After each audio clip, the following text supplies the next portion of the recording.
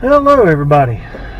So I'm trying out this new mount that I have for my little camera here so that maybe I can actually do some more videos and not have to be actually working on the car.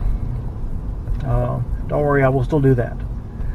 So this is just going to be a test, bring you a little Q&A also. I know a lot of people have been asking, why are you doing a 1nz in the MR2? It's like less horsepower and all these other things, and you know, a 4A would be more power and less work. And yeah, that's probably true, but the reason I'm doing this is 3 years ago today I actually got my MR2 back. I did another video on that previously, so you can go back and watch that one. Long story short, a friend of mine bought it from the guy that I sold it to and gave it back to me. But it didn't have the engine in it. So, no engine, no go. So I've spent the past 3 years trying to, well, I can't even really say 3 years. Mostly been the past probably year and a half, maybe. I've actually been actively trying to work on getting the car running again. So whenever my friend gave it back to me, it sat there for, you know, a good year and a half probably, until I had to bring it home. And once I brought it home, it was a matter of trying to find an engine and all that other stuff. So kind of condense it a little bit, but where I started was another friend of mine actually gave me another MR2 which had the 4A in it, and it was had a blown head gasket. So easy fix, you know, I was going to do that and then I was going to slap it in. Well, it turned out it was more than just the head gasket. So my brother ended up buying that 4A from me because he's just a hoarder of all 4As.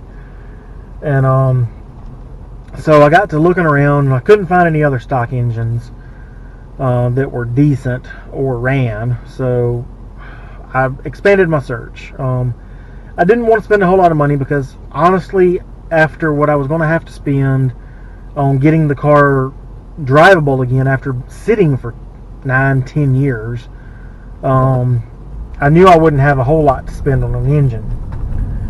So I was emailing my friend Doug. A lot of people know him as MR220V on the forums and stuff like that. He's done all my wiring harnesses since I've been doing swaps. So awesome guy. Love to meet up with him every chance I get. So anyway, I emailed him, and he had previously done this 1nzfxe Prius engine in his 85 or 86. I can't remember which one it was. But I was just emailing him to ask him how that was going and if he knew of any good cheap swaps, because he's in the scene, or he has been in the scene more frequently than I have been. So maybe he knew something more recent, cheaper, that kind of thing. And instead of getting back an email like, you know, oh yeah, hey, this swap here, or this 2AR or 2AZ or whatever, you know, that'll be an awesome swap. I didn't get that. I got, if you want the Prius swap, you can have it. You just got to go get it.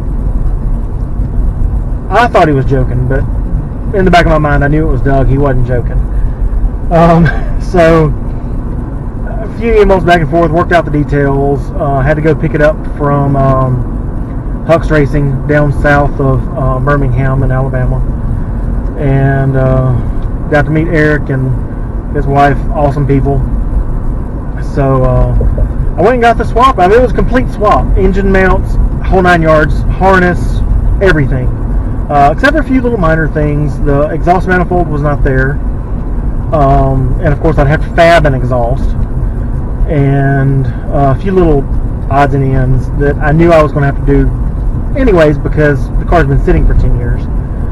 Fuel line, stuff like that. So, free engine. I mean, yeah, I had to spend gas to go get it, but it was a nice day trip. My family and I went, had fun, stopped and ate at one of the places we love to eat at every time we go through Birmingham. So, it was a good trip, and I got a free engine. So, to sum it up, the reason I'm running the 1NZ, it was a free engine. Doug, as awesome as he is, he had just done the wiring harness as just a get by kind of thing. He said, pull it off, send it back to me, I'll redo it, loom it up for you, everything, no problem. So I did, and he did, and I got that back, plugged it up. Of course, as you saw in previous videos, it fired up first try. So the only thing that I did to the engine that he did not do was I got the Scion XB cams and swapped them in so that it's not actually the simulated Atkinson cycle now. It is a regular auto cycle, just like any other engine. So that enables me to use the full compression of the engine. So it should not be 76 horsepower now. It should be, I figure, anywhere between 125 to 150 horsepower. Just without any scientific numbers or anything. And I know people are going to say, well, cams ain't got crap to do with compression. Well, most of the time, yes. But in the Prius engine, it does make a difference, because the intake cam on the Prius actually keeps the intake open halfway through the compression cycle. So it does decrease the effective compression. Now, I'm not an engine scientist or anything like that. I'm just going by what I figure is going to happen. And listening to the engine idle, it actually sounds better than what it would if it were just the regular 8-to-1 compression ratio. So that is why I'm running the 1NZ. Could have I ran a 4A? Yeah. Could have I found one? Yeah. Could have I ran another 20 valve? Sure. I've done silver top and black top both in that car. Could have I got the beams and actually ran the beams like I was going to originally in the car before I sold it? Yeah, I could. But I didn't want to spend all that money, to be completely honest. Yeah, I've had to spend a little bit here and there, but most of what I've spent has been only because the car has been sitting for almost 10 years. Well, 10 years now. So, tires, yeah, it needed tires.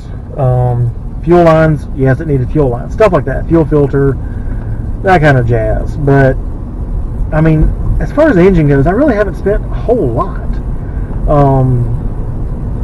So, for everybody that's like, you're crazy. Yeah, I probably am. I don't care. But, this is my car, and I'm going to do what I want to do with it. You can do with your car what you want. I think this is going to be an awesome swap. I don't foresee having any major problems as long as I really didn't damage anything whenever the timing gear fell off, but we'll see soon enough. I'm actually on my way to the muffler shop to talk to them to see when they want to do that, and then figure out about how much it should cost. And I'm fixing to run this red light. Oops. But anyway, so I'm fixing to pull up to the muffler store, and hopefully this video has worked out. It's been nice being able to just sit here and chat and not have to hold a phone and not have to worry about, oh my God, is it in frame or not? It's fixed. It ain't going nowhere. Well, hopefully. So, anyway, if you like this video, give it a big old thumbs up. I would really love it if you would hit that subscribe button and click that little bell out beside it, so you'll be notified when I upload the next video. And until next time.